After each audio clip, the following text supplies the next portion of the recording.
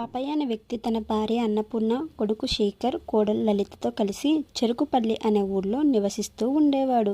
అతని దగ్గర డబ్బు, ఆస్తి ఉన్న ఒక్క పైసా కూడా ఖర్చు పెట్టేవాడు కాదు. అందుకు అతన్ని అందరూ పిసినారి పాపయ్య అనేవారు. పాపయ్య ఎంత పిసినారి అంటే కాకికి కూడా భిక్షం వేసేవాడు కాదు. అయితే ఒకరోజు పాపయ్య ఇంటికి రాత్రి ఒక భిక్షగాడు వచ్చాడు.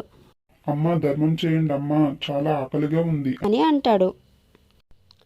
పాపయ్య భార్య అన్నపూర్ణ భిక్షగాడికి మిగిలిన అన్నం దానం చేయడానికి వెళుతుండగా అది చూసిన పాపయ్య, ఏంటది? ఆ అన్నాన్ని ఉదయం చిత్రాన్నం చెయ్యు, ఉదయం భోజనాల ఖర్చు మిగులుతుంది అని చెప్పి భిక్షగాడికి భిక్షం వేయకుండా అడ్డుకుంటాడు. భిక్షగాడు దగ్గరికి వెళ్ళి, అయ్యో, మొత్తం తినేశాక వచ్చావు, ఇంట్లో నీకు పెట్టడానికి ఏమీ లేదు అని చెప్పి అతన్ని పంపిస్తాడు. మరుసటి రోజు ఉదయం దేవుడి చందా కోసం ఊరు వాళ్ళు రామయ్య ఇంటికి వస్తారు. వాళ్లతో రామయ్య ఈ విధంగా అంటాడు, దేవుడు చాలా ధనవంతుడు. దేవుడు అనుగ్రహిస్తేనే మనకు ఏదైనా వస్తుంది. అలాంటి దేవుడికి ఇచ్చే అంత నా దగ్గరే లేదు అని ఊర్లో వాళ్ళతో అంటాడు. అది విన్న వాళ్ళు పాపయ్య పిస్నారితనాన్ని అర్థం చేసుకొని వెళ్ళిపోతారు.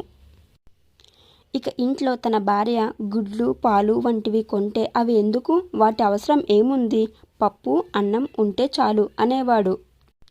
డబ్బును ఎక్కువ వృధా చేస్తున్నావు, తక్కువతో సరిపెట్టలేవా అని అనేవాడు. అయితే ఒకరోజు పాపయ్యకు కొంచెం జ్వరం వచ్చింది. అయితే పాపయ్య వైద్యుడి దగ్గరకు వెళ్తే డబ్బు ఖర్చు అవుతుందని, జ్వరం కొంచెమే కదా, ఏం కాదులే, కొంచెం విశ్రాంతి తీసుకుంటే అదే తగ్గిపోతుంది అని అనుకున్నాడు.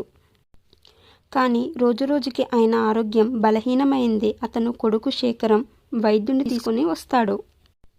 వైద్యుడు వచ్చి జాగ్రత్తగా పరీక్ష చేసి ఈ విధంగా అంటాడు, పాపయ్య, మీరు సరిగ్గా తినడం లేదు.